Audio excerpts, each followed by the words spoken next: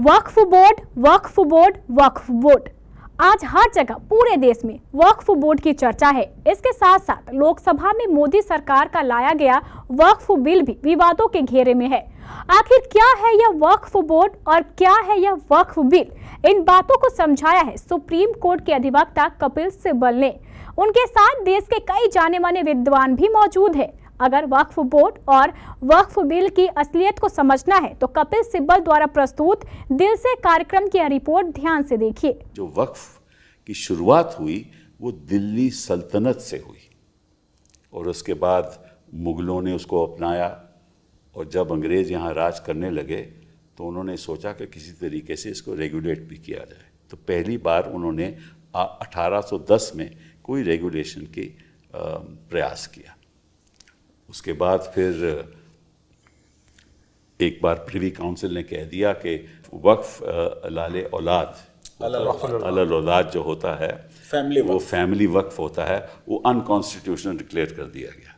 मतलब कि वो असंवैधानिक है, वो गलत है, उसको को मानना नहीं चाहिए। फिर वापस उसको लाया गया। उसके बाद कई कहते हैं कि वक्फ बाय यूज़र होता है, मतलब कि अगर कोई वक्फ, पहले आपको मैं बता दूं कि वक्फ होता क्या है। अब आप जानते हो कि बाहर के देशों में बड़े बड़े जो इंडस्ट्रियलिस्ट हैं, बड़े बड़े जो उद्योगपति हैं, वो फिलैंथ्रोपिस्ट भी हैं। मतलब कि वो अपनी प्रॉपर्टी दे भी देते हैं लोगों को कि एक मतलब कि सोसाइटी के लिए। तो ऐसे भी हिंदुस्तान में ऐसे लोग हुए, मुसलमान लोग हुए, जो जिनके पास संपत्ति थी, प्रॉपर्टी थी, ज़मीन थी। तो उन्होंने सोचा कि किसी तरीके से इसको हम समाज के लिए इसका इस्तेमाल होना चाहिए। तो वो अल्लाह को गिफ्ट कर देते थे। हाँ, अल्लाह को दान कर देते थे। मतलब कि अल्लाह को क्या दान करेंगे, अल्लाह को दे देते थे। और वो परमानेंट चीज़ होती थी, मतलब कि उसको आप ट्रांसफ़र नहीं कर सकते थे। अगर ज़मीन 10 एकड़ की, 15 एकड़ की, 25 एकड़ की ज़मीन दी गई वक्फ के लिए, तो वो फिर हमेशा उसी के लिए इस्तेमाल होगी, चैरिटेबल पर्पस के लिए इस्तेमाल होगी, लोगों की शिक्षा के लिए इस्तेमाल होगी, कब्रिस्तान के लिए इस्तेमाल होगी, एजेड लोगों के लिए इस्तेमाल होगी। मतलब कि सामाजिक कार्य उसके द्वारा इस्तेमाल होता था वो वक्फ, और वो चला आता आ रहा है। और इस बीच में जब बड़ी बड़ी ज़मीन लोगों के पास आई तो फिर उसके लिए ये भी सोचा गया कि भाई एक वक्फ बोर्ड बनना चाहिए। फिर एक नया एक्ट बना, 1954 में वक्फ एक्ट बना। फिर एक 1995 में वक्फ एक्ट बना। और उसके बाद फिर जब ये हमारी सरकार आई तो कोशिश किया गया कि भैया इसका पूरा इसका ढांचा बदल दिया जाए। और विवाद क्या हैं? विवाद ये हैं कि ढांचा बदलने में सरकार के कुछ अब दखलंदाजी हो गई है जो पहले कभी नहीं होती थी। नॉन मुस्लिम्स इसमें शामिल हो गए। कुछ पावर्स दी गई डिप्टी कलेक्टर को कि वो इंटरफियर कर सकता है, तय कर सकता है कि वक्फ है या नहीं है, जो पहले पावर केवल वक्फ बोर्ड को होती थी। तो इन बातों पे आज हम चर्चा करेंगे 3 ऐसे लोगों से जो जानते हैं इसके बारे में। पहले हमारे कुरैशी साहब, आप सभी लोगों को मालूम है कि कुरैशी साहब हमारे चीफ इलेक्शन कमिश्नर रह चुके हैं। 2006 से 12 तक तो आप इलेक्शन कमिश्नर थे, और फिर 2010 से 12 तक आप चीफ इलेक्शन कमिश्नर रहे। हमारे सेंट स्टीफेंस कॉलेज के भी हैं, और इन्होंने PhD जामिया मिलिया से की, और वो भी इशू विमेन एंड चिल्ड्रन के बारे में उन्होंने लिखा। And he was regarded as one of the 100 most powerful people by Indian Express in 2011 and 12, and by India Today in 2012. He was in the IAS in 1971.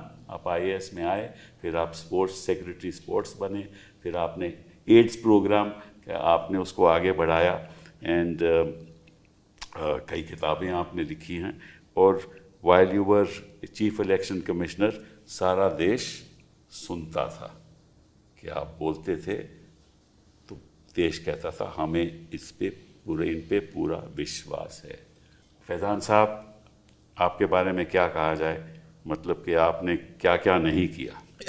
हाँ, आप मतलब vice chancellor रहे। आज के दिन तो आप vice chancellor Chanakya national university Patna के हैं, गोल्ड मेडलिस्ट अलीगढ़ मुस्लिम यूनिवर्सिटी के।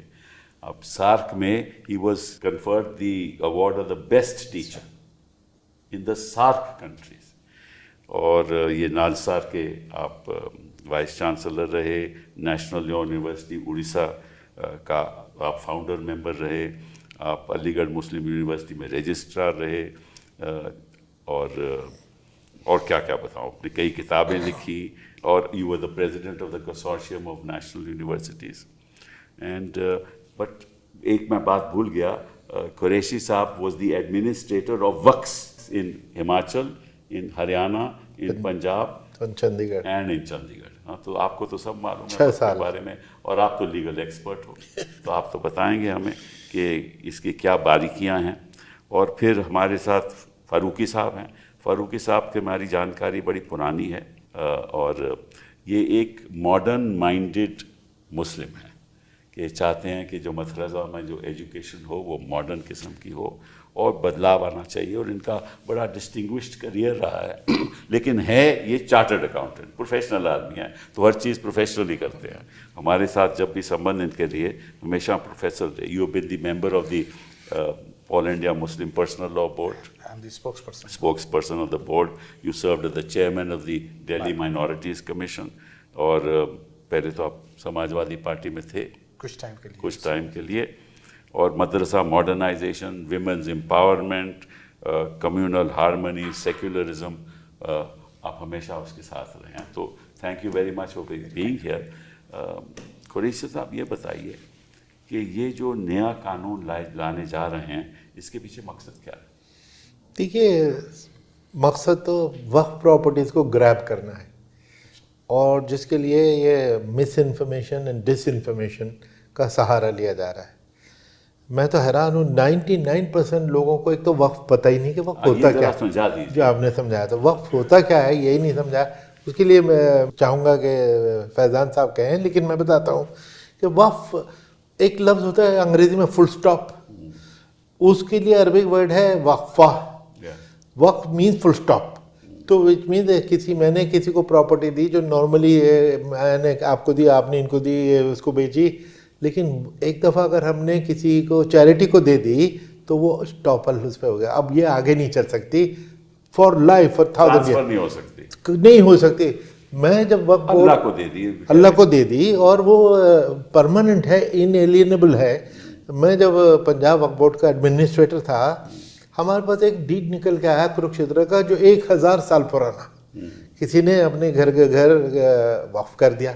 उसकी चैरिटी से, उसके इनकम से चैरिटेबल काम, बच्चों को स्कॉलरशिप, विडोज़ को पेंशन, मस्जिद चलाना, मदरसे चलाना, कब्रस्तान वगैरह की मेंटेनेंस, ये सब की जाती है.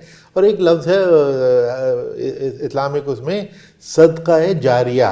सदका इज चैरिटी, जारिया इज कंटिन्यूइंग. अच्छा. तो this is a charity, once you have given it is continuing, क्योंकि 1000 साल पहले आपने दिया था, उसकी इनकम से 1000 साल तक लोग बेनिफिट कर रहे हैं.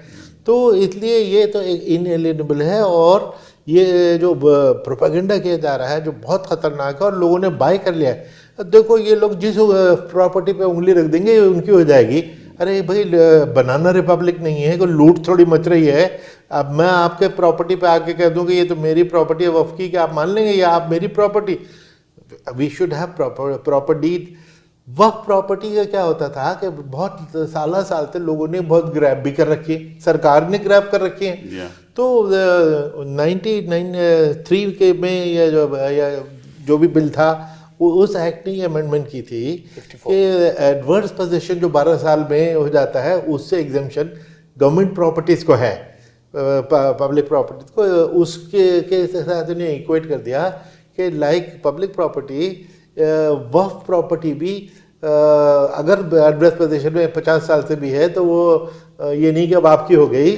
तो वो हम लॉ दिखा के, अगर मैं आपको 80 साल पुरानी जमाबंदी दिखाऊं कि ये तो वक्फ प्रॉपर्टी है, उस बेसिस पे मैं क्लेम करूं, और ये भी नहीं कि आते ही मैं कब्जा कर लूँगा. एक नोटिस होगा, साल भर तक उसकी लीगल प्रोसीडिंग्स होंगी, जिससे ये साबित किया जाएगा, कोर्ट डिसाइड करेगी कि हाँ ये तो वाकई वक्फ प्रॉपर्टी थी, इलीगल पोजीशन में तो बोर्ड डिसाइड करेगा. ऐसे थोड़ी कि किसी के प्रॉपर्टी में इन्होंने जो प्रोपेगेंडा किया है कि जिस प्रॉपर्टी पे आके हाथ रख देंगे उनकी हो जाएगी, तुम्हारी सारी प्रॉपर्टी छीन लेंगे, लोगों को इस पर विश्वास हो गया. तो ये मैं समझता हूँ फैजान साहब ये बताइए कि कितने किस्म के वक्फ होते हैं और इसमें बारीकियां क्या क्या हैं? नहीं, मैं जो याकूब भाई ने कहा उसको ज़रा आगे बढ़ाते हुए कि वक्फ लफ्ज़ तो कुरान में नहीं है, अच्छा, लेकिन 20 वर्सेस हैं जो इनकरेज करती हैं लोगों को चैरिटी करने के लिए। और इंग्लिश में कहावत है कि चैरिटी बिगिंस एट होम। तो जो फैमिली वक्फ का लॉजिक है वो ये है। तो शुरू में जो इस्लामिक स्टेट थी वो छोटी भी थी, उसके पास वेलफेयर करने के लिए पैसे ही साधन नहीं था, ये मैंने बताया। तो उन्होंने कहा कि पब्लिक आगे आए और ये वेलफेयर करे।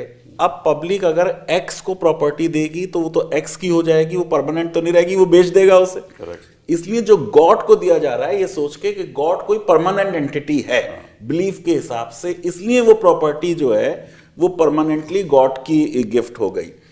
तो ये बिल्कुल एक मिथ है कि ये सिर्फ मस्जिद या मदरसे के लिए हो सकता है। जो पब्लिक वक्फ है उसका लार्जली पर्पस पब्लिक होगा। जैसे मैं कहूँ कि स्कूल बनाना है, सड़क बनानी है, या इसका कोई हमको धर्मशाला बनानी है, कोई रिलीजियस पर्पस नहीं है इसका। तो रिलीजियस पर्पस हो सकता है, पायस हो सकता है, चैरिटेबल, और जरूरी नहीं है कि ये तीनों हो एक में, सिर्फ चैरिटेबल हो सकता है। एक इब्ने बतूता ट्रेवलर है, मोरिश इंडिया भी आया था, उसने अपनी बुक रेहला में लिखा कि सीरिया में 13th सेंचुरी में एक ने वक्फ किया कि ये जो ढाबों और होटल और पर बच्चे काम करते हैं, चाइल्ड लेबरर अब भी कर रहे हैं, जबकि लॉ है, तब तो लॉ नहीं था, उनसे वो चाइनीज कीमती थी उस जमाने में प्लेटें वगैरह टूट जाती हैं और उनको फिर वो होटल वाले जो हैं, ढाबे वाले मारते हैं। तो उसने वक्फ ये किया कि इस पैसे से उनको रिप्लेस कर दो, बच्चों को मत मारो। मतलब मैं ये दिखाना चाह रहा हूं कि उसका कोई ये जरूरी नहीं कि रिलीजियस मोटिव हो। इसीलिए ये बात हो रही है कि इस बिल की ये प्रॉब्लम है कि जो मुसलमानों के लिए करे वो तो अलग है, ये हिंदुओं के लिए भी कर रहा है। हिंदू भी वक्फ कर सकता है किसी सराय के लिए, सड़क के लिए, स्कूल के लिए। आप उसका राइट कैसे ले सकते हैं? क्योंकि प्रॉपर्टी उसकी है। तो पहला टाइप तो हो गया पब्लिक का, जिसमें कोई प्राइवेट पर्पस नहीं है। मैं आपसे थोड़ा सा, सॉरी टू इंटरप्ट यू, मैं आपसे एक छोटी सी बात पूछना चाहता हूँ कि जो हमारे संविधान में सरकार तो पैसा दे नहीं सकती फॉर एनी रिलीजियस पर्पस, ठीक है, नहीं दे सकती, तो कम्युनिटी देगी। तो एक साधन बना हुआ है कम्युनिटी का कि आप वक्फ के द्वारा चैरिटेबल पर्पस के लिए दे सकते हो, क्योंकि सरकार को आपको दे नहीं सकती, वो तो संविधान के खिलाफ है। बिल्कुल। तो ये असली जो इसका मकसद है वो ये है, यही मैं कह रहा हूं। नहीं, बिल्कुल है, आपकी बात सही है। इसलिए क्योंकि सस्टेन कौन करेगा मस्जिद को या मंदिर को, तो उसके लिए रिलीजियस इंस्टीट्यूशंस हों और उनको पब्लिक सपोर्ट करे। सर दूसरा टाइप ये कि प्योरली प्राइवेट हो सकता है। कोई ये कहे कि साहब मेरे बाद मेरी फैमिली, मेरा पोता, मेरी पोती, मेरे नवासी, वो प्राइवेट। और कुछ ये हो सकता है कि उसमें पार्टली वो चैरिटेबल हो, पार्टली रिलीजियस हो। ये भी हो सकता है, ज्यादातर वक्फ अलल औलाद में ये होता है कि जब मेरी लाइन ऑफ सक्सेशन खत्म हो जाए तो फिर ये पब्लिक हो जाएगा, फिर पब्लिक हो जाएगा। अब सर इसमें रेगुलेशन का जो आपने कहा वो वक्फ से नहीं शुरू हुआ, बेसिकली वो हुआ 19th सेंचुरी में कि जो कुछ ब्राह्मण्स थे एडुकेटेड तमिल, उन्होंने ब्रिटिश सरकार को ये लिखा कि जो तमिल टेम्पल्स में ऑफरिंग्स हो रही हैं उसमें बहुत करप्शन हो रहा है, इसलिए गवर्नमेंट रेगुलेट करे। गवर्नमेंट की पॉलिसी ये थी कि हम किसी मैटर में अंदर नहीं जाएंगे रिलीजन के आफ्टर 1857, क्योंकि पूरा रिवोल्ट इस बात पे हो गया कि साहब काउस में वो था, चिकनाई थी कारतूस में।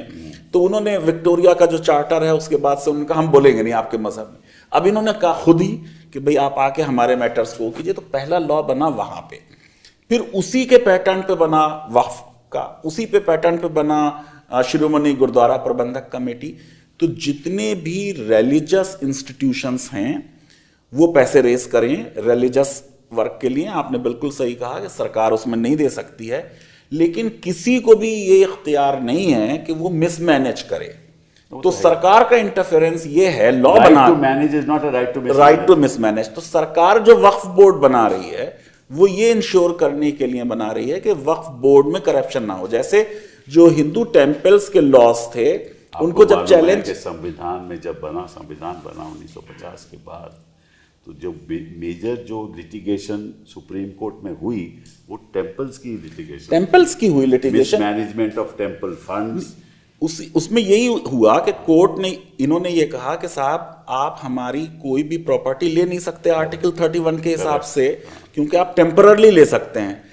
लेकिन कोर्ट ने कहा कि वो जो प्रॉपर्टी है वो वेस्टेड डीटी में रहती है, बोर्ड उसका ओनर नहीं बनता, जैसे वक्फ बोर्ड ओनर नहीं है। बिल्कुल बिल्कुल, ये बिल्कुल एक बकवास चीज है।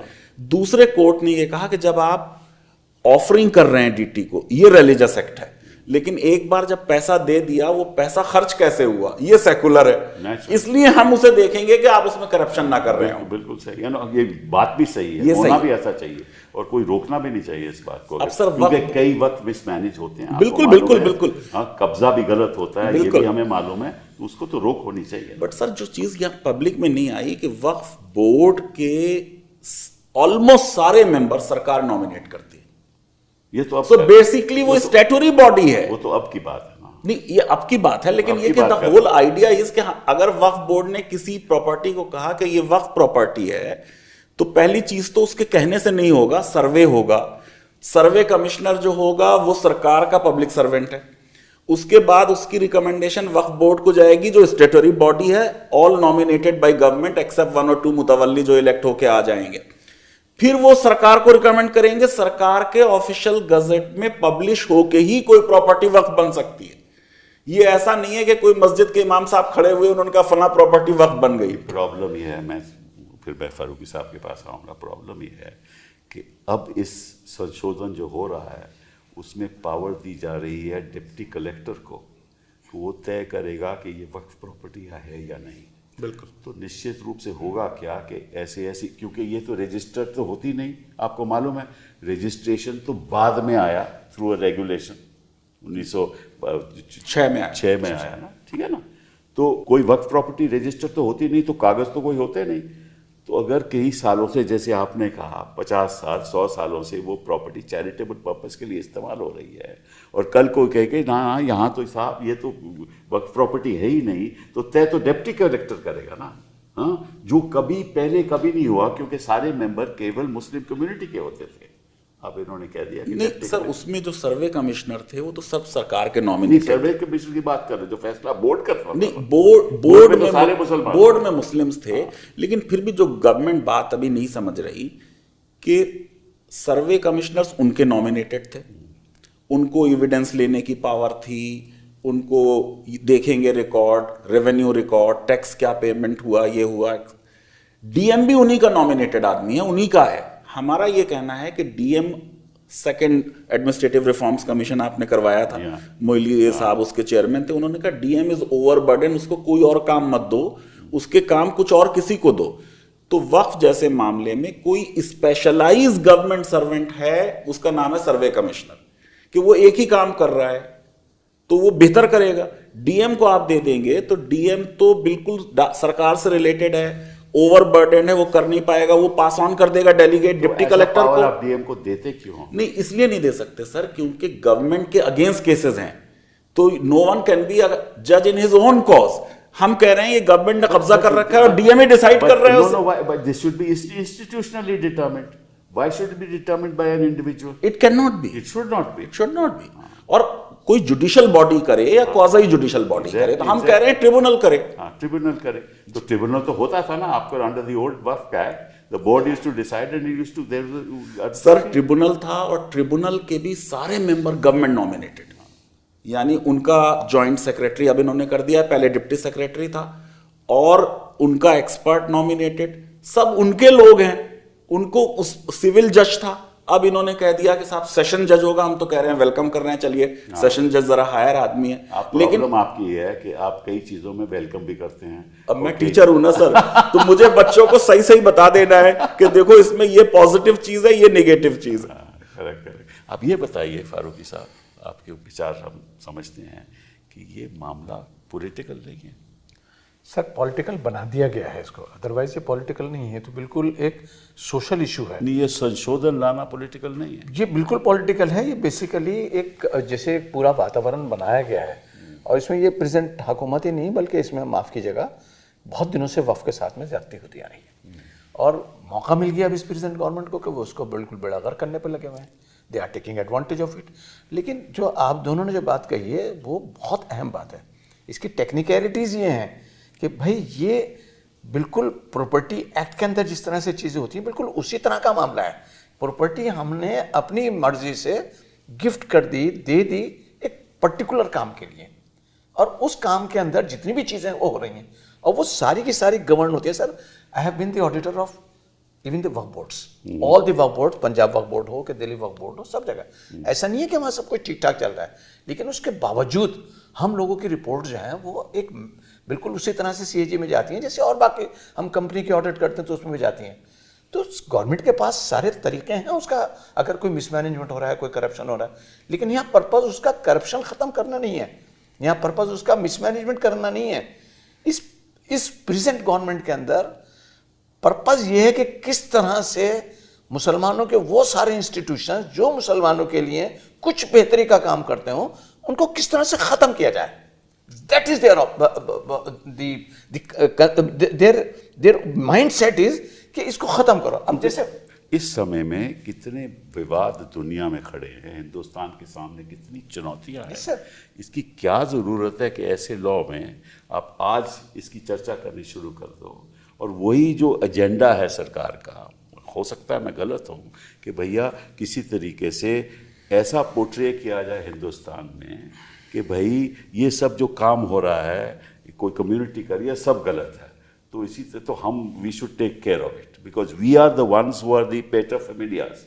हम इनके लिए अच्छाई कर सकते हैं, ये अपने लिए अच्छाई नहीं कर सकते। सर इसमें भी एक बात है सर, इसमें जो आपने बात कही ना, इसमें एक बात निकल के आ रही है। पर्पज़ ये है कि किसी भी हमारी जितनी भी हिंदुस्तान की जो फिल्म बनती हैं जैसे बनती हैं उसमें बहुत अच्छा काम करने वाले के साथ साथ एक विलन की ज़रूरत होती है, और जब तक कोई अच्छा विलन नहीं होगा, वो चाहे प्राण की शक्ल में हो किसी और की शक्ल में हो, कामयाब नहीं होती थी। तो अब यहाँ विलन तलाश करने की ज़रूरत है कि भाई कौन विलन हो सकता है, कौन विलन हो सकता है। तो बेचारा मुसलमान सबसे बिल्कुल अवेलेबल कमोडिटी है जिसको आराम से विलन बनाकर पेश करोगे तो लोग बाग तस्लीम कर लेंगे। अब आप एक बात ये बताइए, कोई एक मिसाल है, अच्छा जहाँ तक करप्शन का ताल्लुक है, क्या मंदिरों में तक करप्शन नहीं होता, चाहे और बाकी दूसरे ऑर्गेनाइजेशन में नहीं करप्शन होता? सरकार किस लिए है, हमारे पास डिपार्टमेंट किस लिए है? जो करप्शन कर रहा है उसके ऊपर करो, चाहे वो गुरुद्वारा हो, चाहे मंदिर हो, चाहे मस्जिद हो। Why are taking only the मस्जिद और द वक्फ properties? You have got all the right, जैसे फैजान भाई ने कहा, हम नहीं अपॉइंट करते, वक्फ बोर्ड का चेयरमैन वगैरह हम नहीं अपॉइंटमेंट करते हैं, आप भेजते हैं, नॉमिनेटेड आदमी होता है, और वो आम तौर के ऊपर वो IAS ऑफिसर होता है। इन 99% केसेस के अंदर वो IAS ऑफिसर होता है। अगर वो कोई करप्शन करवा रहा है, हैंग हिम। हम में से कौन कह रहा है कि नहीं करो उसको? अगर वो करप्शन कर रहा है सबसे ज्यादा उसको आप कर सकते हो। प्रॉब्लम यह है कि इनका मकसद ये नहीं है कि करप्शन को खत्म कर दें। मैं पॉलिटिकल एक स्टेटमेंट देने की कोशिश करूंगा कि ये इनका मकसद सिर्फ ये है किस तरह से हिंदुस्तान की सबसे बड़ी माइनॉरिटी को जलील करके अपना वोट बैंक ठीक करो और मजे के भागो मत करो। इसमें मैं ऐड करना चाहूँगा एक चीज़ कि ये तो एक आधा एम है, दूसरा इन प्रॉपर्टीज को ग्रैब करना भी मकसद है। अब दिल्ली में 123 जामा मस्जिद वक्फ प्रॉपर्टी में बनी है ना, अब उसमें जो है ना वक्फ बाय यूसेज वो खत्म कर दिया इन्होंने। अब इन्होंने क्या किया, देखिए इतने इनोसेंटली इसको पुट किया कि अगर आपके पास डॉक्यूमेंट है तो हम आपके वक्फ को प्रोटेक्ट करेंगे, लेकिन अगर आपके पास डॉक्यूमेंट नहीं है तो वो तो गया। और जामा मस्जिद के पास तो डॉक्यूमेंट नहीं निकलेगी, जबकि सबको मालूम है 400 साल से वो मस्जिद है, नमाज होती है। तो ये कब्रिस्तान है वो पुराना, लेकिन डॉक्यूमेंट से नहीं निकलेगी। ऑलमोस्ट 52% ये कोई एस्टिमेट में पड़ रहा था कि उसकी कोई डॉक्यूमेंट नहीं है। तो ये प्रॉपर्टीज को ग्रैब करने का भी वो है। ये इन्होंने एक बात कही कि इनका मकसद आप राजनीतिक है आपके हिसाब से? नहीं, बेसिकली तो एग्जैक्टली कि मुस्लिम को हर तरीके से हैरास करो, उसका जीना हराम कर दो, उसका गला घोट दो। ये कोशिश जो ओवरऑल है उसका एक ये हिस्सा है। और वक्फ ही थोड़ी सी इनकम थी जिसके, क्योंकि स्कॉलरशिप बंद कर दिए, बहुत सारे फैसिलिटीज बंद कर दिए, वक्फ से ही वो चल सकते थे, वो भी आप बंद कर लीजिए, ग्रैब कर लीजिए। और लोगों के माइंड में जो डाल दिया, 99% लोगों से मैंने ये सुना कि ये तो वाकई वक्फ तो सबको ग्रैब कर लेती है, सब 1 इंच नहीं ग्रैब कर सकती। सवाल दूसरी चीज़ ये कहते हैं, और जो लोगों ने एक्सेप्ट कर लिया है कि 3rd largest real estate owner है वक्फ, which is wrong, which is absolutely wrong. उससे लोग वाकई वो होते हैं कि अच्छा इतनी रिच ऑर्गेनाइजेशन है। एक फिगर जो फ्लोट कर रही है कि तमिलनाडु एंड आंध्र प्रदेश के टेम्पल्स के पास जितनी ज़मीनें 9 लाख से ज़्यादा एकड़ है, सिर्फ 2 स्टेट के टेम्पल्स के पास। यहाँ पूरे हिंदुस्तान के वफ़ के पास 6 लाख एकड़ है। तो इसलिए ये है कि जी वो ये तो बहुत प्रॉपर्टी वाले हैं, बहुत रिच हैं, और इनके उस प्रॉपर्टी पे हम इनकी निगाह भी है कि उसको कैसे ग्रैब किया जाए। और ओनर है नहीं, ओनर तो उसका गॉड है, वक्फ बोर्ड तो हो ही नहीं सकता। ओनर तो हो ही नहीं अच्छा, सकता। कोई ट्रांसफर ही नहीं हो सकता। ट्रांसफर नहीं हो सकती। दूसरे 32 वक्फ बोर्ड हैं, तो हर वक्फ बोर्ड की अलग अलग है। रियल जो है पूरा इस बिल की प्रॉब्लम है कि जो वक्फ को अगर हमें इंप्रूव करना है तो मुतवल्ली एडमिनिस्टर कर रहा है। वक्फ बोर्ड तो एक सुपरवाइजरी बॉडी है। Correct. तो आपने मुतवल्ली के लेवल पे तो कोई इंप्रूवमेंट करने की रियल कोशिश नहीं की। मेरा सर जो बिल के ऊपर एतराज है वो जरा दोनों लोगों से हटके है। मेरा एज ए लॉ टीचर जो हमारी स्टेटेड पॉलिसी है 1 नेशन 1 लॉ, और हम कहते हैं हमें यूनिफॉर्म सिविल कोड बनानी है, करेक्ट। तो फिर वक्फ बिल क्यों है? फिर तो हम एक सिंगल लॉ लाएं जो Hindu temples and endowments, Muslim temples endowment, Sikhs, Christian सब के ऊपर लागू हो यूनिफॉर्म लॉ। इसके उसका क्वेश्चन कौन करेगा?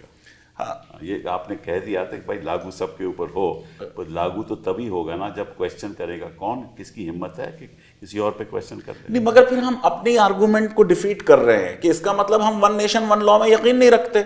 अगर 1 नेशन 1 लॉ में यकीन नहीं तो यूनिफॉर्म सिविल कोड कैसे बनेगी? आप इसी से शुरू कर दें, जो कुछ हिंदू टेम्पल और चैरिटेबल और एंडाउमेंट एक्ट में है वही वक्फ में कर दीजिए। क्या हम एग्री करते हैं? आपने हमसे डिसएग्री क्यों कहा है? हम तो एग्री करते हैं इस बात पे। पर्पस पे बोले आप मुझे बताइए, इन्होंने वक्फ बाय यूजर तो खत्म कर दिया। नहीं, खत्म नहीं हो सकता सर, बड़ा मुश्किल है। इन्होंने प्रपोज तो नहीं किया नहीं, है ना? इन्होंने किया है, किया है, लेकिन तो ये मैं आपसे पूछ रहा हूं ना, मैं आपको बता रहा हूं सर, ऐसा है कि लॉ के जो बेसिक कंसेप्ट्स हैं, ओनरशिप वो है ही नहीं। ओनरशिप में मेरा री प्रॉपर्टी है, मैं उसे डिस्ट्रॉय करूं, एलिनेट करूं, गिफ्ट करूं, किसी को सेल कर दूं, मेरा राइट है। अब मेरी प्रॉपर्टी एक ये है, इसके सामने मेरा लैंड है, और उधर से आप रोज आते हैं जाते हैं, आते हैं जाते हैं, मैं जानता हूं, मैं ऑब्जेक्ट नहीं करता हूं। वक्फ बाय यूजर क्या है कि एक तो प्रॉपर्टी मेरी थी, उसके सामने आपकी प्रॉपर्टी थी, मैंने कभी वहां चप्पल रख दिए, कभी वहां पर मैंने वजू कर लिया, कभी नमाज पढ़ ली, आप आते हैं जाते हैं देखते हैं, और इसको सालों गुजर गए। इसका मतलब ओनर ने उस चीज को इंप्लाइडली अलाउ कर दिया। करेक्ट।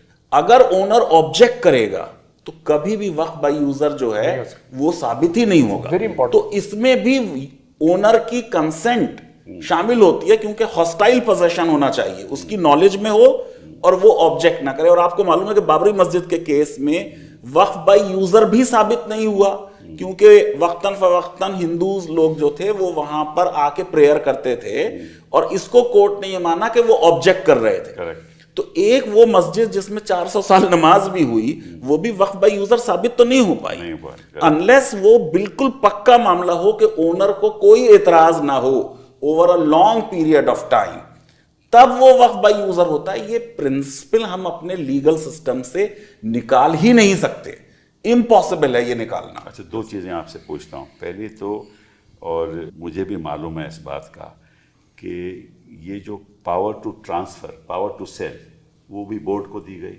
कि आपका पास वक्फ है, आप वहाँ बैठे हैं, आप इसको बेच भी सकते हैं ना? नहीं सकते। ये है। हाँ, और उस पर टेनेंसी भी हो सकती है। टेनेंसी हो सकती है, लेकिन एलियनेट नहीं कर सकते। नहीं, इसमें सर ये चल रहा था, बहुत जगह इस ये बिल में था मैं बता कि रहा हूं ना। वक्फ के प्रॉपर्टीज जो थी अनप्रोडक्टिव थी। हाँ। तो वक्फ की प्रॉपर्टीज का डेवलपमेंट करने के लिए, ताकि उनकी इनकम बढ़ जाए, ताकि एक चैरिटी की purpose solve सिचुएशन हो। में आप कर सकते हैं। ये कई कंट्रीज में सर ये बात चली। दरअसल वक्फ के अगेंस्ट प्रिंसिपल लीगल आर्गुमेंट क्या है कि प्रॉपर्टी जो है इट्स नॉट एक्सचेंजिंग हैंड्स, जो उसमें परमानेंसी का लेवल है। इसलिए कई मुस्लिम कंट्रीज ने कहा साहब 60 साल तक रहेगी अगर आपने प्रॉपर्टी ऐसे की, कई ने कहा 2 जनरेशंस तक रहेगी, कई ने वक्फ अलल औलाद जो था वो कंप्लीटली एबॉलिश कर दिया।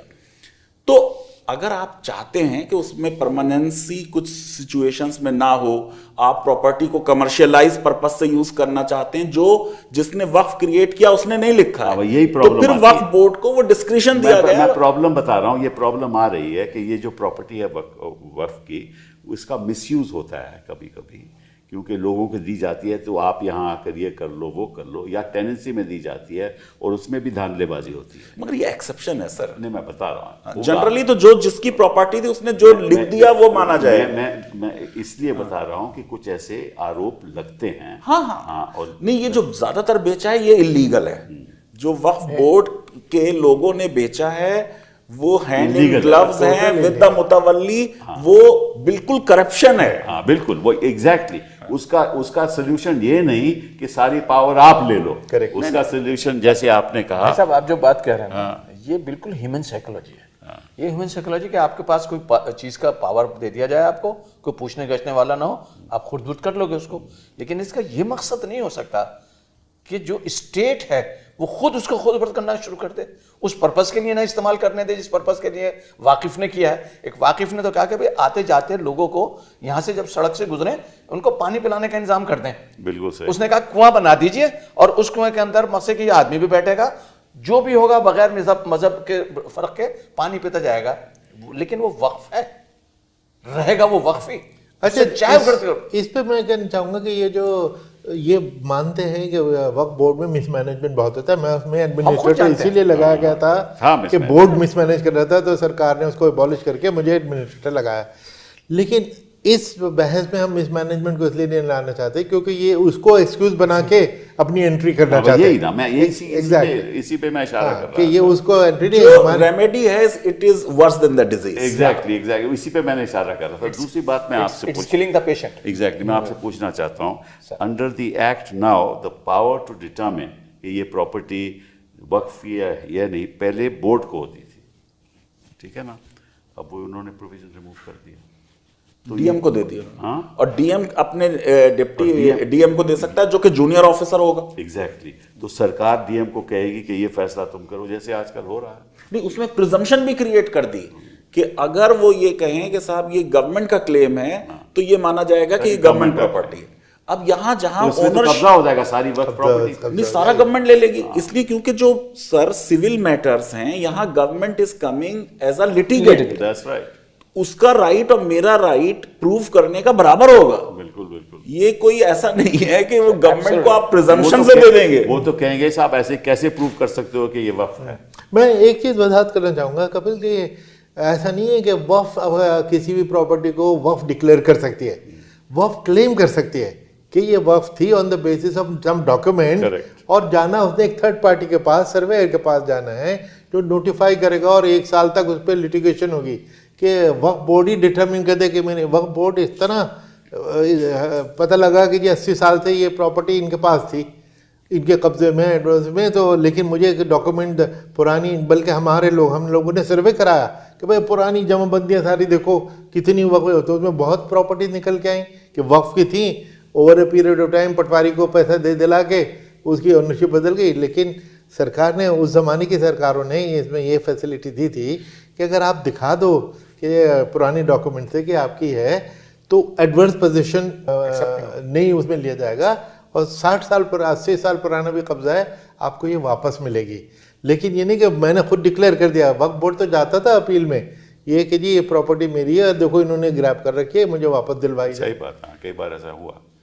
और जो हिंदू रिलीजियस एंडाउमेंट के लॉज हैं उन पे भी एडवर्स पोजेशन का लॉ लागू नहीं होता। आइडिया ये है कि जो पब्लिक पर्पस के लिए यूज हो रही हैं चीजें, जो पब्लिक प्रॉपर्टी बन गई, वक्फ ओरिजिनली तो प्राइवेट प्रॉपर्टी थी जब मैंने उसे वक्फ किया, वक्फ होने के बाद अब वो पब्लिक के इस्तेमाल में होगी, इसलिए उस पर एडवर्स पोजेशन का लॉ ना लगाया जाए। करेक्ट। और वेरी स्ट्रेंजली जो हमारे धर्मशास्त्र हैं हिंदुओं के, उसमें ऑलरेडी ये लिखा हुआ है कि सरकार की प्रॉपर्टी, मंदिर की प्रॉपर्टी और औरतों की प्रॉपर्टी पे एडवर्स पोजेशन न लगाया जाए। अब क्या हम पूरा एडवर्स पोजेशन का लॉ बदलने जा रहे हैं? तो क्या हम उन स्टेट्स में भी बदलेंगे? तो कितना, अगर वहां भी बदलेंगे तमिलनाडु में और कर्नाटका, तो तमाम तो हिंदू टेम्पल्स की भी प्रॉपर्टी का लॉस होगा। मुझे बड़ी खुशी है कि फैजान ने ये वजाहत कर दी, वरना ये इल्जाम लगता कि जो एडवर्स पोजीशन वाला एग्जामिशन दे दी गई थी कि लाइक पब्लिक प्रीमिसेस इस पे भी लागू नहीं होगा, तो अपीजमेंट का चार्ज लग जाता कि देखो मुसलमानों को अपील। ये इन्होंने बताया कि तो सारी एंडाउमेंट्स पे अप्लाई सारों करते पे हैं। अब देखो एक और काम कर रहे हैं, ये कह रहे हैं कि जो सेंट्रल वक्फ काउंसिल है ये बनाने जा रहे हैं, उसमें the union minister will be in charge, ठीक है ना, and is the x official member होगा वो, और वहाँ सारे काउंसिल मेंबर सारे मुस्लिम नहीं होंगे, उसमें केवल 2 महिलाएं होंगी और 2 मेंबर नॉन मुस्लिम होंगे। ये तो पहले कभी नहीं हुआ sir, this is a violation of article 26 of the Yes. Constitution. जी Fundamental right. सर, इसमें मेरी जो टेक है वो आम लोगों से जरा डिफरेंट है। नंबर 1 तो ये कि आज भी जो सेंट्रल वक्फ काउंसिल है उसका head union minister for minorities affairs है, और आज भी उसमें ये नहीं लिखा कि उसके सब मेंबर मुसलमान होंगे। तो ये बट रियलिटी तो यही है। वो तो आप बना सकते थे 10 साल में, आप नॉन मुस्लिम कोई उसमें जैसे एमपी को नॉमिनेट करना है या जज को नॉमिनेट करना है तो आप जिसको चाहें ले लें, लेकिन वक्फ बोर्ड के बारे में था कि सिर्फ मुस्लिम्स होंगे। ये कहां से आया सर? ये आया 26 से, क्योंकि राइट है of religious denomination Right. And any section there of. Correct. तो प्रॉब्लम ये है कि आप नॉन मुस्लिम को कर दें। मैं as a constitutional law teacher उसे वेलकम कर रहा हूं कि भाई हर इंस्टीट्यूशन में डाइवर्सिटी आनी चाहिए। अगर कोई नॉन मुस्लिम बहुत बड़ा एक्सपर्ट है, वो वक्त प्रॉपर्टी के लिए अच्छी राय दे तो बहुत अच्छा है, But लेकिन कई बार- 26 का क्या एक करेंगे? बार नॉन हिंदू बाकी जगह तो नहीं नॉमिनेट नहीं है, नहीं उसमें और अभी यही बात पूछना चाहता हूँ। नहीं नहीं सर, उसमें अगर और वहां नहीं होते तो यहाँ क्यों? ये वही फिर मैंने ना कहा ना कि 1 नेशन 1 लॉ के प्रिंसिपल पे हम पीछे जा रहे हैं। वहां अजीब बात है, तमिलनाडु में जो हिंदू की डेफिनेशन आर्टिकल 25 में है कि उसमें बुद्धिस्ट, जैन और सिख शामिल हैं, बिल्कुल। लेकिन वहां जो टेंपल बोर्ड वहां कोई है नहीं होता। उसमें जैन, सिख और बुद्धिस्ट जो कॉन्स्टिट्यूशनली विद इन हिंदू आ रहे हैं, हाँ, वो भी नहीं आ वो सकते। भी नहीं आते। करेक्ट बात है, तभी तो मैं ये पूछ रहा तो हूँ कि ये अब 2 लॉ आप कैसे करेंगे? आर्ट- फिर ये आर्बिट्रेरी हो जाएगा, फिर it is hit by article 14 25 का भी उल्लंघन होगा, आखिर 26 का भी उल्लंघन और होगा, 14 का भी। और 14 का भी होगा, और 16(5) का भी होगा। तो फिर कैसे होगा? तो कैसे काम चलेगा? ये तो मतलब कि एक लिटिगेशन का माहौल बन जाएगा। बिल्कुल बिल्कुल। और एक्चुअली ये और यही ये चाहते हैं, मैं आपको basically सच यही बात चाहते हैं, बताऊं, बेसिकली यही चाहते हैं। देखिए और बात- वुमेन में सर कमाल कर दिया। हम कह रहे हैं कि हम वुमेन को दे रहे हैं पहली बार, वो ऑलरेडी लॉ में है, ऑलरेडी लॉ में दिया हुआ है एटलीस्ट 2 वुमेन, इन्होंने कर दिया not more than 2 women, more यानी than- कम कर दिया। अब 2 से ज्यादा नहीं हो सकती। पहले लॉ में 2 से ज्यादा हो सकती थी। करेक्ट। पर्पस कह रहे थे। देखिए पर्पस ये है बेसिकली कि अगर इनकी इंटेंशन ये होती कि हम वक्फ को सुधारने की बात कर रहे हैं तो शायद हम तीनों चारों मिलने के बाद ना कहते वेलकम करते, लेकिन इनकी इंटेंशन ये नहीं है। इनकी इंटेंशन 2 है। इनकी इंटेंशन ये है कि किस तरह से माइनॉरिटीज को, चाहे वो कोई सी भी माइनॉरिटीज हो, और खास तरीके से मुसलमान, मैं बिल्कुल स्ट्रेट बात करता हूं, सिख बेचारे बच गए हैं थोड़ा बहुत, लेकिन वो भी अटैक पर हैं, उनको कोशिश करिए। इनको किसी तरह से इतना ह्यूमिलिएट कर दो कि हमारा बाकी जो मेजॉरिटी वाला वोट है वो हमारे साथ हो जाए। ये पॉलिटिक्स है, तो राजनीतिक दृष्टिकोण सिवाय राजनीति के और कुछ नहीं है। ये पूरे मुल्क को पोलराइजेशन करने का एक प्लान है, षड्यंत्र है, जो मुल्क बर्बाद हो जाएगा अगर ये सब कुछ होता रहा। इतनी जल्दी तो बर्बाद हम नहीं होने देंगे। आप और हम जिंदा रहेंगे तब ना, नहीं, हमें और आपको सबको बंद कर देंगे। अरे और नहीं, नहीं, हमारी- polarisation as the winning electoral strategy proven है। It is वो तो proven. it is already- It is proven all is proven. This is very sad for the It's a country. very sad thing. कि ये अब ऐसी ऐसी बातें जो समाज से जो समाज के सामने जो चुनौतियां हैं इतनी गंभीर हैं, बेशक। और सारे देश को इस चर्चा में, इस डायलॉग में आकर भ्रमित करना ताकि आपको राजनीतिक फायदा हो जाए, ये तो बड़ी मतलब कि सर मैं तो as law teacher big ticket law reform के फेवर में हूं कि होने चाहिए। नहीं, हम सब हैं। लेकिन रिफॉर्म कंसेंसस से हो और अक्रॉस बोर्ड हो और पॉलिटिकल पॉइंट स्कोर करने के लिए ना हो। Absolutely right. मैं मानता हूँ आपकी Absolutely. बात। अब ये एक और आपसे मैं सवाल पूछना चाहता हूँ, ये जो उन्होंने बनाया है वक्फ बोर्ड फॉर बोहरा एंड आगा खानी कम्युनिटी, ये क्यों बनाया? अब सर देखिए, हमारे आज के भी एक्ट में ये है कि किसी स्टेट में अगर तादाद कम है लेट अस से शियाओं की, तो सुन्नियों का ही बोर्ड उनका भी देख लेगा मामला। इसमें भी ये है, तो हर जगह तो बोहरास का नहीं होगा, मैं इसको पर्सनली वेलकम कर रहा हूं। अच्छा। उसकी वजह यह है कि ठीक है, अगर हमारे दो और सेक्शंस हैं, बोहराज या आगा खानी, तो वो कर लें, लेकिन शिया बोर्ड सफिशिएंट है उनके इंटरेस्ट को, बिकॉज बेसिकली वो शिया है, करेक्ट, शिया हैं उसमें। लेकिन इसमें ओबीसी का भी किया गया। हम कह रहे हैं एक तो ओबीसी का भी वेलकम है, मैं पर्सनली वेलकम कर रहा हूं। लेकिन अगर हम वाकई ओबीसी के लिए बहुत ही दर्दमंद हैं, तो हम ओबीसी हिंदू बोर्ड में भी करें। और ओबीसी जो है वो रिलीजियस डिनोमिनेशन नहीं है, वो सोशो इकोनॉमिक कैटेगरी है, तो 26 में नहीं कवर हो रहा है वो। और तीसरी चीज ये कि ओबीसी जो मुस्लिम्स कुछ हैं उनको शेड्यूल कास्ट का भी स्टेटस दें, प्रेसिडेंशियल ऑर्डर उसमें अमेंड हो। हम तो ओबीसी के साथ हैं, हम ओबीसी आप ऐसे सुझाव दे रहे हो जो कोई मानने नहीं वाला। अब सर लॉ टीचर कर क्या सकता है, सुझाव दे सकता है, मानना न मानना तो सरकार की, आपको मालूम है ना, पार्लियामेंट की बात है। उनका तो दृष्टिकोण कुछ अलग ही है। चलिए आपसे एक और सवाल पूछता हूँ आप तीनों से, कि अब ये कहते हैं कि the bill states that any government property identified as वक्फ will cease to be so. The collector of the area will determine ownership in case of uncertainty and submit a report to the government. If deemed a government property, he will update the revenue records. तो वो फैसला grab हो गया करेगा, revenue record में कहेगा government ownership और आपका वक्फ। This is land grab. ये किस किस्म की ये तो ओनरशिप के लॉ को अपसाइड डाउन कर दिया हमने। मतलब कि जो भगवान को दी गई, अल्लाह को दी गई प्रॉपर्टी, वो डिप्टी कलेक्टर कहेगा कि ये तो हमारी है। हाँ, तो शायद मेरे ख्याल से मुझे ऐसा लगता है कि ग्रैबिंग वाले उसके ऊपर जो है ना, ये माफ़ कीजिएगा ज़रा सख्त लफ्ज़ बोल रहा हूँ, ये भगवान से भी ऊपर उठ कर हैं, अल्लाह मियाँ से भी उठ कर हैं। उसकी वजह यह है ना कि इनकी नज़र के अंदर तो कोई उसकी वैल्यू ही नहीं है।